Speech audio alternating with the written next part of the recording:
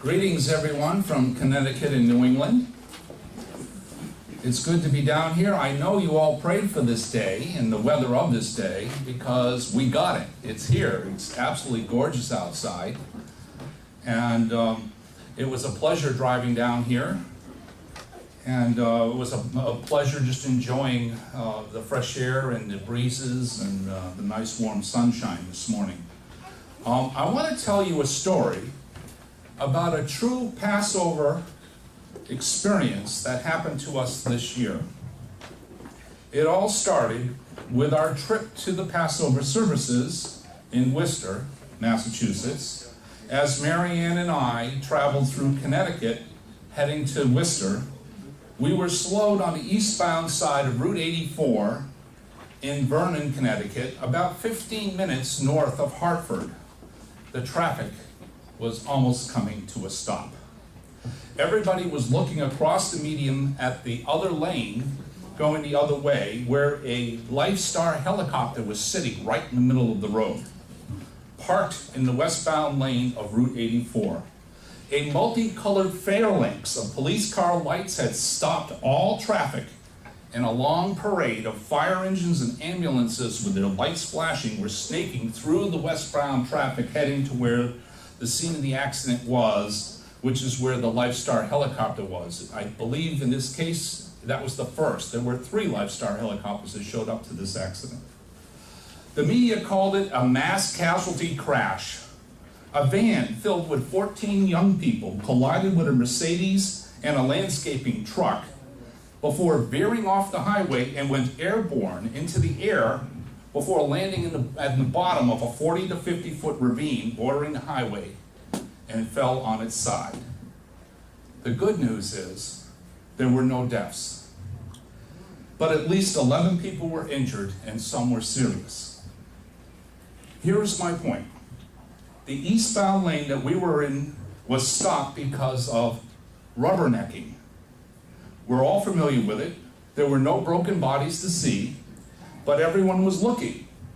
And as we were stopped, Mary Ann and I were praying for whoever was injured and asking for God to help the authorities bring help speedily. Rubbernecking, as defined by Wikipedia, is the act of gawking at something of interest. An example is trying to view the carnage resulting from a traffic accident that we just discussed. The term rubbernecking refers to the craning of a person's neck in order to get a better view. According to a 2003 study, rubbernecking was the cause of 16% of distraction-related traffic accidents on the road. It's featured in the book of the 100 most dangerous things in everyday life and what you can do about them, and is said to be factored into highway design. The book advises that the safest course when there are flashing lights in an accident is to keep moving. There's nothing to see here.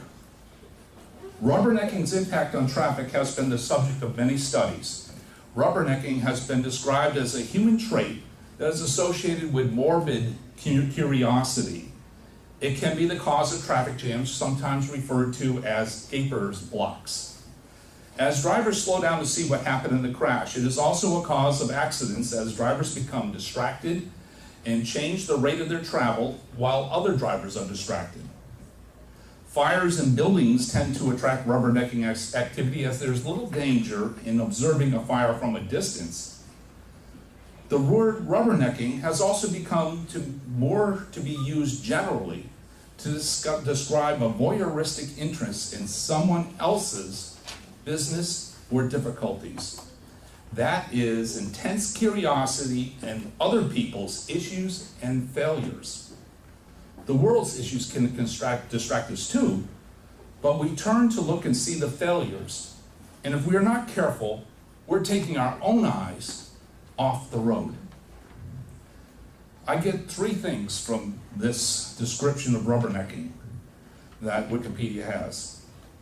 First, it is that it is a natural human trait to be curious about morbid things, meaning we are tuned as a human species, and our human nature wants to pay attention to anything that's morbid. The definition of morbid is characterized by or appealing to an abnormal or unhealthy interest in disturbing and unpleasant subjects, especially death and disease. But I'm sure you will agree that this is unhealthy for a Christian or a spiritual people to be distracted by morbid things or other people's issues. But there is more to it than that. Rubbernecking affects others too, not only us. If we're being distracted, like on the road, and you're slowing down, everybody around you is also impacted and slows their paths too. As it did to us on our trip to Passover services, it slowed everybody in the eastbound lane down. Also, it can apply to other behaviors like unhealthy, unwholesome, unpleasant subjects, other people's business or difficulties, basically anything that is destructive or non-constructive in human situations, both physical and social. The Bible tells us to avoid destructive or disruptive things. It's this last observation. This is the one I would like to speak about today.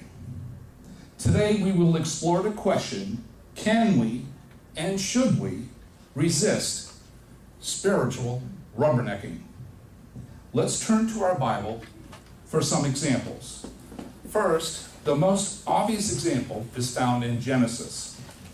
Let's turn to Genesis chapter 19, and we'll read about a very lethal rubbernecking example here. Genesis chapter 19 is going to talk about Lot and his wife and his two daughters as they were leaving Sodom and Gomorrah just before God was about to destroy it. In verse 17, Genesis 19, verse 17, it says, "So it came to pass when they had brought him outside," these are the angels, then he said, "Escape for your life. Do not look behind you, nor stay anywhere in the plain," i.e., don't rubberneck. "Escape to the mountains, lest you be destroyed." And then in verse 24 it says, "The Lord rained brimstone and fire on Sodom and Gomorrah from the Lord out of the heavens, and he overthrew those cities, all the plain, all the inhabitants of the cities, and what grew on the ground. But," especially here in verse 26, "but his wife looked back behind him, and she became a pillar of salt." Lot's wife fell victim, and her two daughters and her husband's lives were forever impacted by her loss. God specifically warned them not to look back, escape for your life. God wanted them to live a full life going forward and not be destroyed. That was the first obvious example. Example number 2 is about Saul. Saul, when he was king, and how he was being distracted and drawn in to do a thing that both God and Samuel did not want him to do. He allowed it to change his path, to change his direction in life. He responded to the negative potentials he saw, not God's instruction, and allowed it to remove him from the throne and slow the growth of the nation of Israel. In 1 Samuel 13, let's turn to 1 Samuel 13. This is verses 11 through 13. In 1 Samuel 13, in verses 11 13, I'm just going to summarize this. It says, Saul says, "When I saw that the people were scattered from me," the second thing he says is, "When I saw that you did not come within the days appointed." And the third thing he says is, "When I saw that the Philistines gathered together at Michmash, therefore," basically is what Saul's saying here, "I felt compelled to not follow the route that God gave me, and I offered a burnt offering." And of course Samuel responds to Saul. If you read further, it says, "You've done foolishly, you have not kept the commandment of the Lord which he commanded you. He would have established your kingdom over Israel forever, but now your kingdom will not continue. The Lord has sought for himself a man after his own heart. The Lord has commanded him to be the commander over his people, because you have not kept what the Lord commanded you." Basically, Saul saw defeat from the three things that we just covered, and it caused him to rubberneck. and stop his obedience to God, to Samuel, impacting himself and the nation of Israel. God had wanted him to continue on the route that he gave him and put him on and grow in faith. But Saul rubbernecked, and it didn't work. Example 3 is one we know well. The Israelites coming from Egypt have had plenty of examples, but the most pronounced one is when they came to the promised land the first time. They listened to the bad reports of the spies and accepted them, and they were captivated by the morbid potential of these reports, thereby altering the path that God had them on. They saw disaster in the reports that the spies brought them, and they rubbernecked, which caused them to spend the next 40 years wandering before finally coming back. But even then, when they did come back to occupy the land of Israel, we also know they were distracted to the religious idolatry of the lands they occupied, definitely unhealthy, and diverting them from the spiritual path that God put them on, causing them to eventually be ejected from the land by God. In all these examples, rubbernecking caused people who were led and instructed by God to stop or slow their path to spiritual and physical well-being that God had put them on and promised them. Rubbernecking is a destructive process for a person and also for anybody around them. How do we avoid it? It's pretty similar to the instructions for driving past accidents and issues on the road. That is, to keep moving. There's nothing to see here. Let the trained authorities handle the issues while we pay attention to the road, our path for salvation, and continue forward to our destination. This is not to say that in some cases that we are our brother's keepers and may be able to lend assistance to people who are caught up in some issues, but it needs to be constructive in love, and in love, as we have heard in previous sermons and also from headquarters in Cincinnati. David gave us a good example too of what to do. If you turn to 2 Samuel, chapter 16, verses 5 through 12. 2 Samuel, chapter 16, verses 5 through 12. And again, I'm just going to summarize this. This is a story about a man called Shimei. And he came out cursing continuously, and he threw stones at David and at all the servants of King David. But the king said, and this is where I'm going, "What do I have to do with you, you sons of Zuri? So let him curse, because the Lord has said to him, curse David. Who then will say, why have you done so?" And in verse 11 it says, "Let him alone, and let him curse, for so the Lord has ordered for him to do." David chose to believe that God had ordered Shimei to curse him and trusted God to handle it. And he felt he didn't have anything to do with him or his family, Shimei or his family. So David said, "I'm minding my own business, nothing to see here, let's move on." We are to keep the focus on our destination. Don't let the issues slow you down and derail all the goodness God has planned for us and the people around us.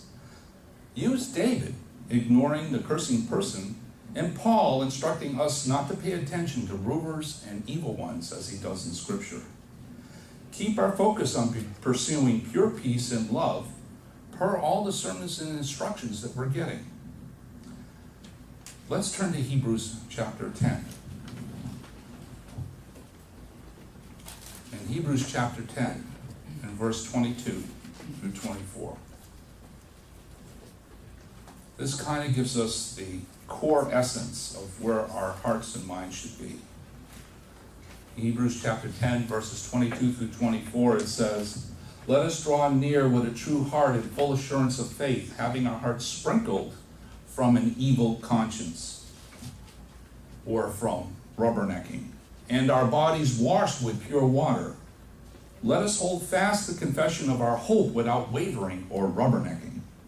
For he who promised us is faithful. Let us consider one another in order to stir up love and good works."